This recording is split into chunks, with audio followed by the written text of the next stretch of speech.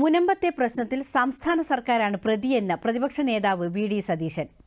ഭൂമി വിട്ടുകൊടുത്തവർ വഖഫ് അല്ലെന്ന് പറയുമ്പോഴും വഖഫ് ബോർഡാണ് വിഷയത്തിൽ കടുംപിടുത്തം തുടരുന്നത്.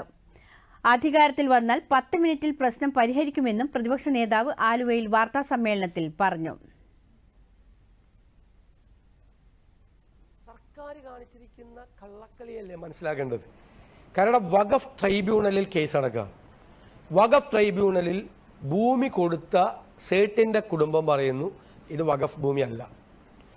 ഭൂമി സ്വീകരിച്ച ഫറൂഖ് കോളേജ് മാനേജ്മെൻറ്റ് പറയുന്നു ഇത് വഖഫ് ഭൂമി അല്ല. ഞാൻ ആദ്യം മുതലേ എടുത്തിരുന്ന സ്റ്റാൻഡാണ് ഇത് വഖഫ് ഭൂമി അല്ല. കാരണം വഖഫ് ഭൂമി ആണെങ്കിൽ ഇവർ എൻക്രോച്ചേഴ്സാണ്, കടന്നുകയറ്റക്കാരാണ്. അവർക്ക് ഒരിക്കലും നമുക്ക് അവിടെ പെർമനന്റ് ടൈറ്റിൽ കൊടുക്കാൻ പറ്റില്ല. ഈ രേഖകൾ പരിശോധിച്ചാൽ ഇത് വഖഫ് ഭൂമി അല്ല എന്ന് വളരെ വ്യക്തമാണ്. പക്ഷെ ഗവൺമെൻറ് എന്താ ചെയ്തത്?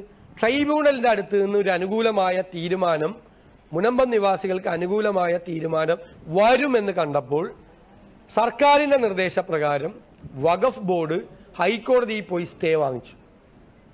മെയ് 29 വരെ സ്റ്റേ വാങ്ങിച്ചേക്കുക. മെയ് 19 വരെയാണ് ഈ വഖഫ് ട്രൈബ്യൂണലിൻ്റെ കാലാവധി. അപ്പോൾ സർക്കാർ എന്താ, വഖഫ് മന്ത്രിക്ക് അതിൽ പങ്കുണ്ട്, വഖഫ് മന്ത്രിക്ക്. എന്നിട്ട് അതിൽ പങ്കുണ്ട്.